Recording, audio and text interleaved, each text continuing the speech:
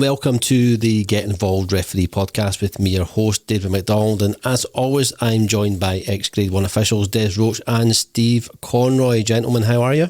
Very well. Very well, thanks. Excellent. Listen, guys, most weeks we spend our time scrutinising the referee decisions across the SPFL, but it's all becoming a wee bit too familiar, so let's take a different look at a different thing. Well, say a different thing, it's not very different to what I normally talk about, but we're going to talk about VAR, and we're going to go back to April 2022.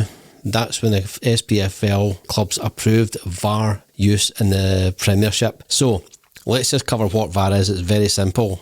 Video assisted referee, as we know it, was introduced to assist on-field referees to eliminate clear and obvious mistakes that can be missed by officials in real time. VAR is brought into play during these four scenarios: goal, no goal, penalty, no penalty, direct red card, mistaken identity. If action is needed, when a clear and obvious error is spotted, three scenarios can play out. 1. The decision can be overturned on advice of VAR. On-field review, where footage is checked, and referee ignores the VAR advice. So the SPFL received the necessary 75% of votes across all 42 clubs, which enabled them to forge ahead with the VAR technology in April last year. Total costs for the introduction of VAR in the Premiership were anticipated to be around $1.2 million per season, which means that the Premiership winners will pay approximately £195,000 per season, with a sliding scale to the 12 club which will pay around £6,000 to £7,000. Des, do you think clubs will be regretting voting in VAR technology, as well as having to take a reduction in their prize money? I think certain clubs will be maybe looking back at it now and thinking, was it the wisest choice at this minute in time when we're getting so many teething problems and getting some disparity in the way the application has been put into games? I think that they have to have it. Obviously, if we've got to move forward as a top footballing nation, we've got to have this technology available to our game, available to our referees. But as we've said it all along, the VAR works, the technology works. Sometimes the referee's interpretation is maybe just a little bit askew from what others believe and how others think it should be. It should be, and I think we can all reference quite a few scenarios this year where VAR has let down a particular team as opposed to not letting down another particular team. But it has to be here. It has to be here for us to have any credit within the game. Yeah, I think I would say, is it a success yet? Is it a failure? I would say at this moment in time it's not proven. You say it works. Didn't work on Saturday. No. Clearly there's no foolproof measures put in play to anticipate a potential breakdown in communication between Clydesdale House and the referees, which could have been an absolute disaster if there was a decision had to be made. Yeah, we were told that it was a foolproof system. And we actually covered it in one of the questions. What if VAR stopped working? What if the technology broke down? And we were assured that there was a backup system ready to seamlessly take over. Now, I know it did come back, but if something major happened in those 10 minutes that VAR was down, then the games have been played under different auspices. The decisions that are getting made and the opportunity to get the decision right is entirely different between the two semi-finals. So it's not correct and it's not foolproof. Yeah. Steve, Neil Doncaster said that the SPFL chose not to be an early adopter of VAR technology to allow time for teething issues to be ironed out by those leagues who adopted VAR early. He also went on to say that he believed it was the right decision, that VAR will help referees to ensure tight decisions are more often the right ones and will support a higher standard and more consistent level of decision making. Do you think that's been achieved? No, simple answer. And I think Des and I, and not want to blow our own trumpets, we said right from the beginning that this was the way that they've done it, to roll it out mid-season, was basically throwing our guys under the bus, and it has, and so it has turned out. It hasn't improved consistency. It hasn't produced a better class of refereeing just now, and I don't blame the referees. It's the auspices that they are working under. Goodness knows what is being said behind closed doors about defining what the way that decisions have been scrutinised, what's a handball, what's not, what's a clear and obvious mistake.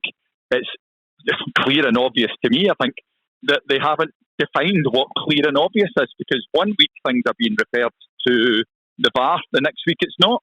Now, we don't know what conversations go on between the on-field team and the VAR team, but it needs to be consistent. It just makes us look frankly incompetent, that from one week to the next we've got absolutely no idea what the decision is going to be, and we'll get absolutely no idea what protocol and procedures that are being called into.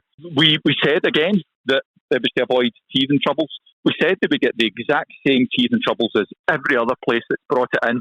And again, that's come to pass. The only way that, as Des says, there's no way around it. If we want to be a modern, grown-up association, we need to adopt the technology. It should have been run in the background with nobody knowing what the outcome of the decisions was other than the referee team and the SFA. They should have been filling in their crib sheets. They should have been saying, yep, I would have referred that to VAR. VAR should have been recording it and saying, yep, I would have overturned it. I would have asked them to come to the monitor. All that should be going on in the background during this season to allow it to bed in and to hopefully get rid of those teething troubles. If there was a wrong way of doing it, this is exactly it. Des, we have seen a drop in standards and the level of decision making is far from being consistent. Do you think the SPFL and the SFA need to address this with an emergency meeting with the clubs? I think there should be constant dialogue between the SFA and the SPL, because obviously it's the SPL's competition and they organise it and they run it. The SFA provide the referees to officiate within that competition, so they should be talking all the time. I certainly think that having a refresher course for the clubs and for the referees certainly wouldn't be a bad idea, given that in the past couple of weeks we've seen some slight modifications of when the technology's been used compared to what we've seen at the start of the season. They always say it's good to talk. Of course it is. If you can communicate your perspective and you can communicate what the expectation of the referees are and what the dialogue that they're having and what they've been instructed to do and follow it to the letter of the law, they can do this behind closed doors. They can do it behind closed doors.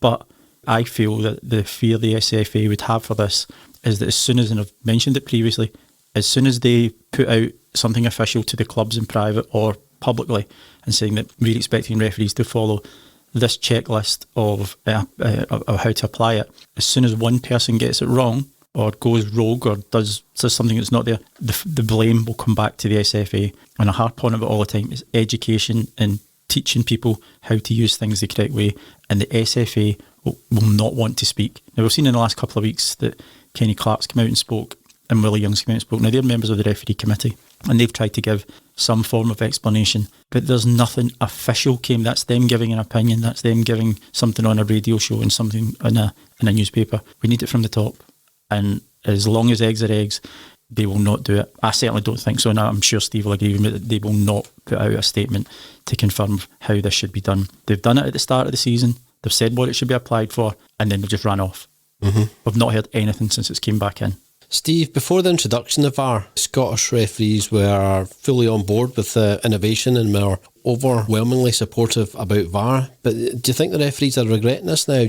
No, I don't think it's a light that the refs want on them. But we've always been under scrutiny. We've always been criticised. So it doesn't matter if you bring in a new piece of kit. We're still going to be scrutinised and we're still going to be criticised. I don't think that there will be a single ref who doesn't think that VAR should be brought in for reasons that we've talked about before. That, again, if we want to be a grown-up association and take part in officiating at World Cups and Euros again, we have to. The bottom line is that we have to use VAR. That horse is bolted, and there's no way of changing it. I think the refs want as well consistency. They want to be told and taught and mentored in the appropriate way of using VAR.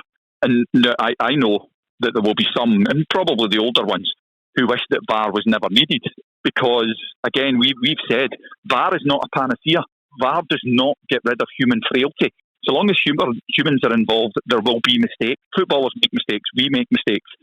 But VAR needs to sort itself out. It's an inanimate object. The people who are in charge of VAR need to sort out what we're using it for. As Des says, the technology works. We're human, and so far we have been making mistakes with it. Steve, what impact do you think this will have on referees' ability and confidence? Time will tell on that one. I do think we had fears that it would maybe alter the way that referees actually referee a game, and instead of making the decisions that should be made in that split second, they'll maybe hesitate a wee while because they know that, well, they would have thought that VAR would be there to sort it out. So VAR shouldn't be involved. We've said it before, shouldn't be involved in the pernickety. It's there for the glaring mistakes that we all make, and it's there to sort out those glaring mistakes. But sadly, it seems to be that they've looked at one mistake on the field, and in my opinion, they've made another mistake when they've been assessing it on VAR. It needs to get sorted out. But no, that horse is bolted. It's here to stay. Des, VAR was initially brought in, or at least sold to the audience as a way of correcting howlers. If anything, we've probably seen more howlers in recent months than we've ever seen. Agree. Yeah. And things that you would expect to see given as a penalty, and which is the most contentious one, because it's the one that's been spoke about more often, handball in the penalty area. Just literally take last weekend into consideration. You've got the Giacomakis, who's all over, Kilmarnock player. You get Willie Collum, who doesn't normally hesitate to point to the penalty spot. He didn't point to the penalty spot. You've got VAR official assisting Willie to check on these errors. Clearly he sees that and thinks there's nothing in that, or at least Willie doesn't have to go and check the monitor. Most of us seen it, even in real time, first time, that looked like a blatant penalty. It was a striker's tackle. He's literally all over him. He's clumsy. He'd probably admit it himself. You then go back to the Friday night as well. You look at Hearts versus St Mirren. Ball comes into the box, comes off the arm of the Hearts player. St Mirren don't get a penalty. But that's just one weekend, and I've not even really delved into all the other games. It's not going away. I don't know if it's a case of, do we need IFAB to reword the rules? Because right now it's subjective. It goes back to, if you look at Marcus Rashford from Man United last week, was interfering with play or not? That's a question, and that's subjective at that present moment in time.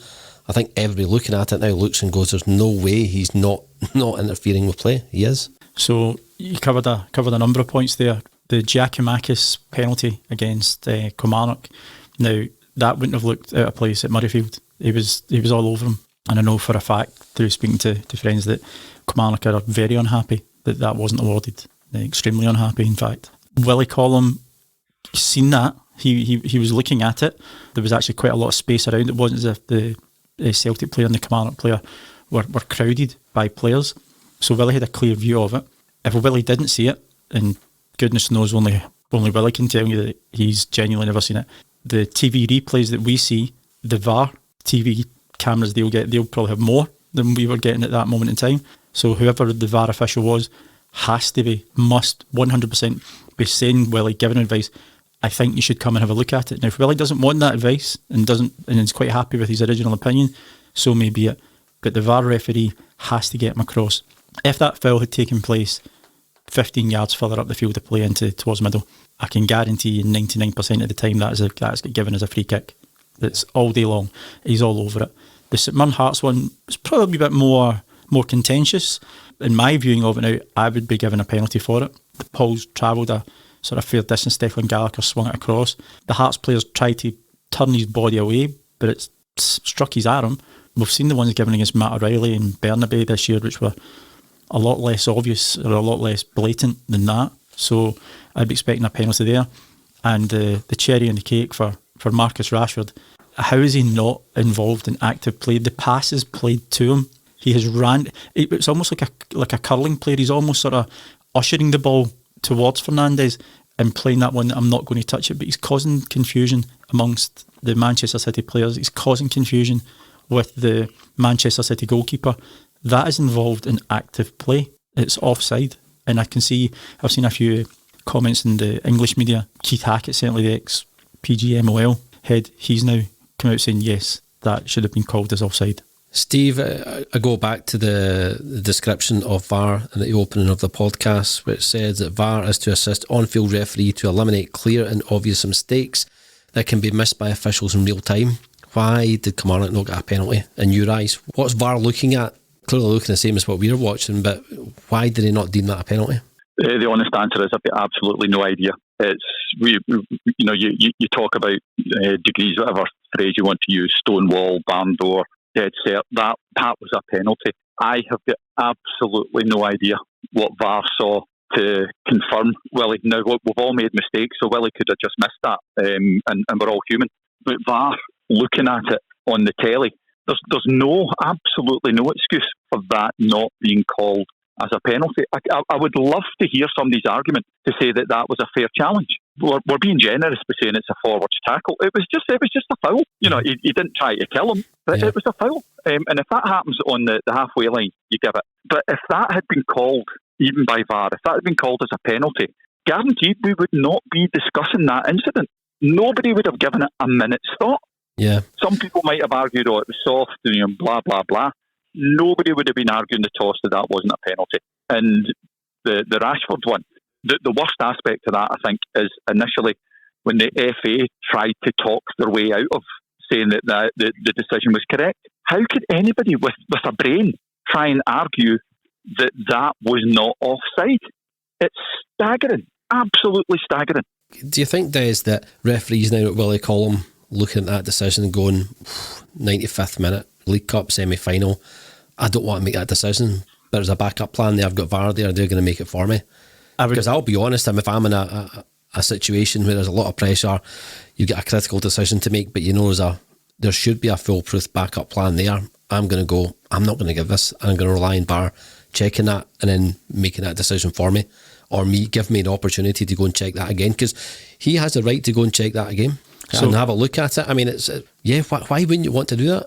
Well, knowing Billy not being shy of giving a penalty and not being shy of jumping in and making unpopular decisions, I was absolutely flabbergasted that he never gave it when it was such an obvious decision.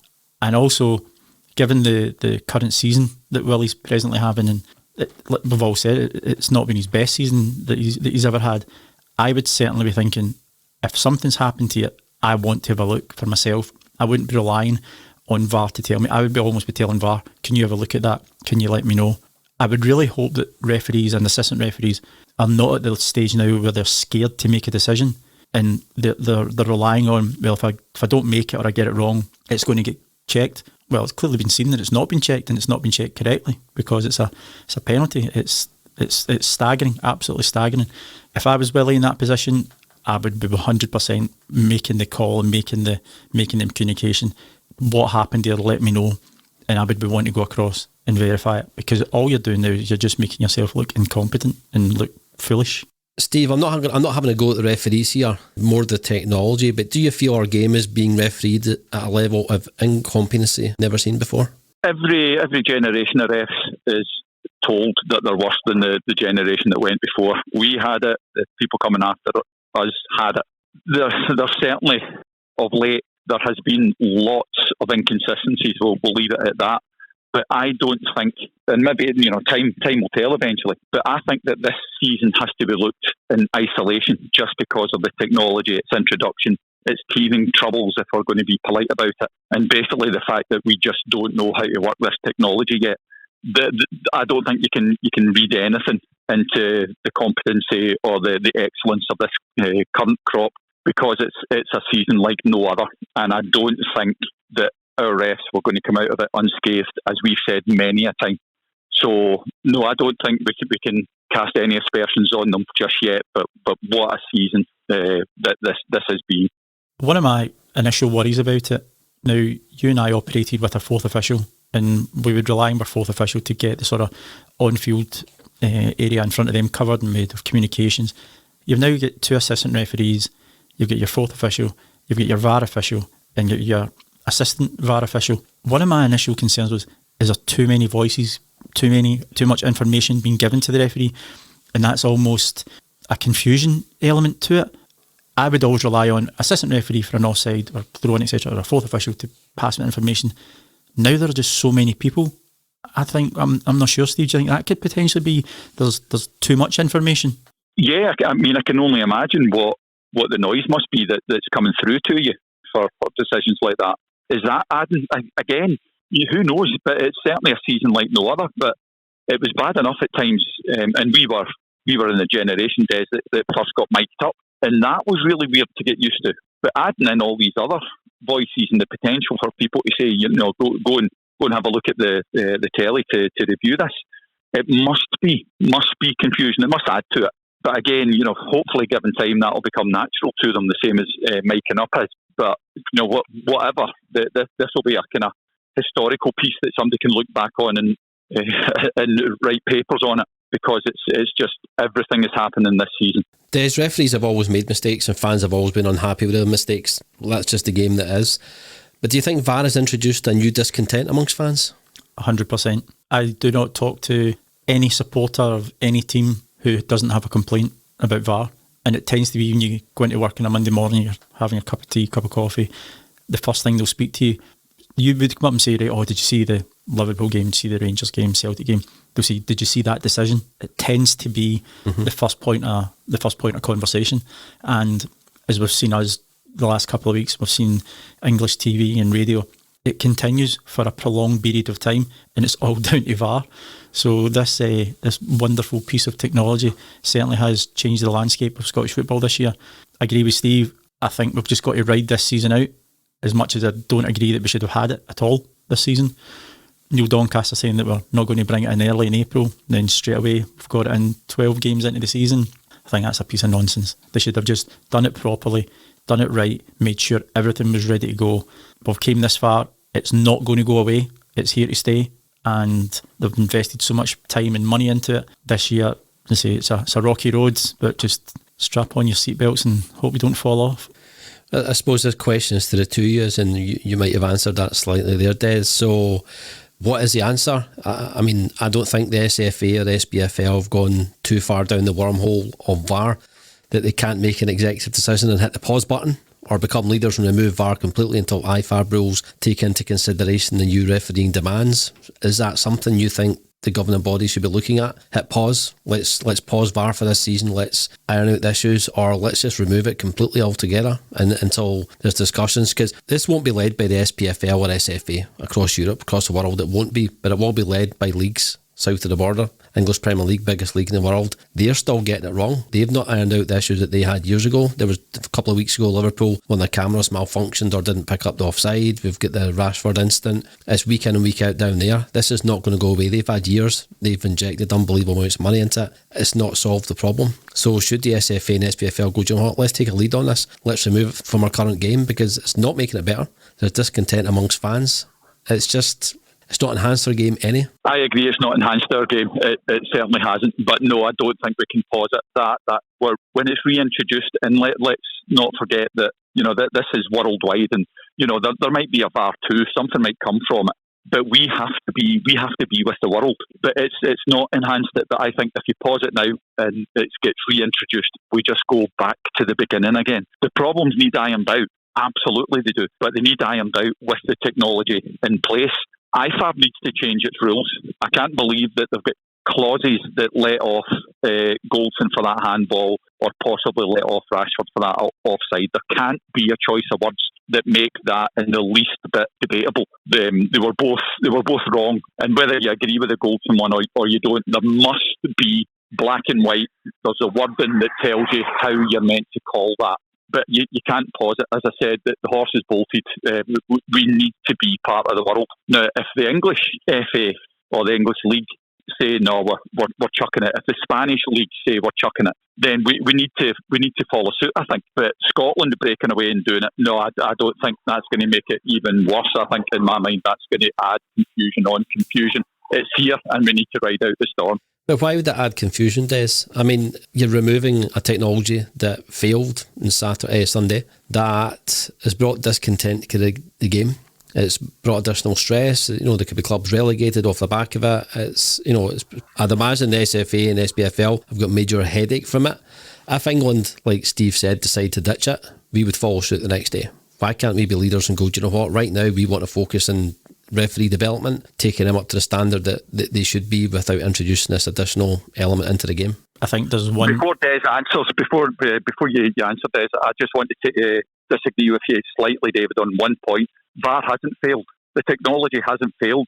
The humans involved in looking at it have failed. VAR itself is just a piece of kit, and when you look back on the incidents, it's shown the incidents fair and square and absolutely clearly. VAR hasn't failed, but we have. So we need to bring Steve Conroy and Des Roach out of retirement, that what you're saying?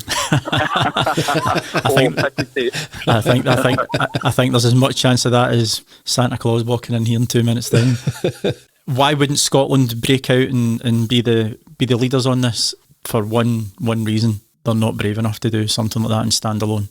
I really don't, and I'm sure Steve would agree. Scottish FA would not put their head above the parapet to say, do you know what, things aren't all right, we're going to pause it.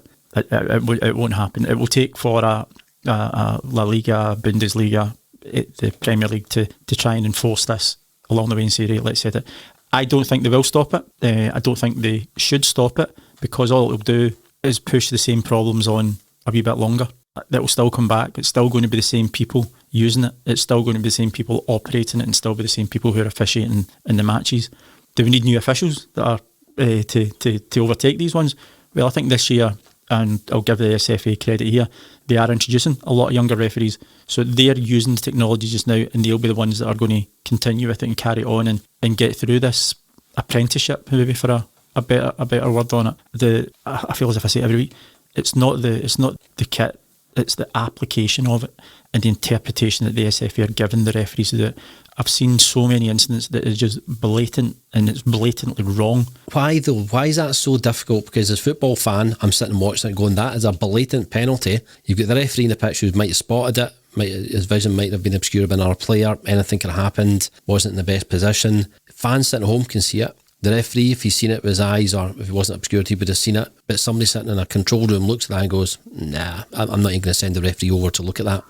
So where that comes from is from IFAB. Now, the IFAB committee only meet once a year, and it's the 4 home nations and FIFA who are there. They make the laws, they make the wording of the laws, and they've changed the wording of the laws. So what we used to think was, go back to the Connor Goldson one, yeah, every day it's a penalty kick. Every day it's a penalty kick. And you can't tell me that the Rangers supporters knew about the clause within the handball rule that if you go to protect your face in a short proximity, then you get away with it. No, they didn't. I was very unaware of it, as most people were. You're now looking at the handball rule. Doesn't have the word deliberate in it, but it does say if the ball strikes your arm, you take the chance of being penalised. No, it should be, have you deliberately played it, or have you accidentally played it? Like a foul. If you've deliberately been in and kicked someone or deliberately taken someone out, yes, a caution. See, if it's accidental and you couldn't control yourself at that situation, whether it be for conditions or what the scenario was, then fine. It should be the exact same for handball. I would say that the only contentious decisions that have came this year, or maybe not the only, the vast majority of the decisions that we are having inconsistency about is handball. The run-of-the-mill fouls, okay, Willie's had a howler there at the weekend, because that's just poor refereeing and poor VAR operating, because it's a foul. But we're not seeing as many of those being wrong. It is the handball, did you deliberately, handball hitting you from behind your back, these kind of things. It has to come down to the IFAB wording and what the referees are being expected to deliver on. Because if they don't deliver on the wording of IFAB, which is the international laws, then they're not doing their job correct, and the SFA won't use them. Well, surely, Steve, that's where the emergency meeting has to come from then. It needs to be UEFA, FIFA, sit down with the governing bodies across Europe, the world, and get the wording changed, shall we say, from these IFAB rules to give us clarity and consistency. Oh, absolutely, and I've got absolutely no doubt that the English and Spanish and the Germans, well, certainly the English are, examples at the weekend, and if it's happening in Spain and Germany, the big guns will certainly be telling IFAB what they think. And that's, that meeting is every year. So the emergency meeting, that's already planned. But I would imagine that there'll be a lot of people putting in emergency agenda points to talk about this. And IFAB are the only people that can change it. It's their ball. They're the only ones that have the power to change the interpretation of handball, to change the wording of it, to change the interpretation of offside, to change the wording of it. They're the only ones that can do it. Well, it'll be interesting to see what that meeting will look like this year. We've got representation on it through Crawford, the head of refereeing. And with our refereeing committee, I mean, Steve, there's a few lawyers in there as well, really guys who know how to word things properly. So I would bloody well hope that they are already putting all this in place to have it amended, because it's a world game. We've got to apply it over the world. At this minute in time, it's just complete gobbledygook. Is that not a problem we have, though? Having lawyers doing wording? I mean, they're lawyers at the end of the day, not referees. Well, maybe go for a school teacher and a doctor, eh?